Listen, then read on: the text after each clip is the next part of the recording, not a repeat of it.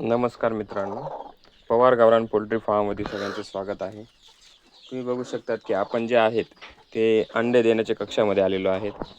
या ठिकाणी आपले सगळे डबे आहेत, इथे कोंबड्या अंडे देत असतात. तर मित्रांनो, जी काही प्युअर गावरान कोंबडी असेल तर ती जेव्हा खुडूक येते तर तिच्यासमोर आपण जर अंडे ठेवले तर ती अशी ओढून घेत असेल. समजा तर या कोंबडीपाशी आपण अंडं ठेवलं तर ती आपल्या अंगापाशी ओढून घेत राहते. हे बघा मित्रांनो, तुम्ही बघू शकतात.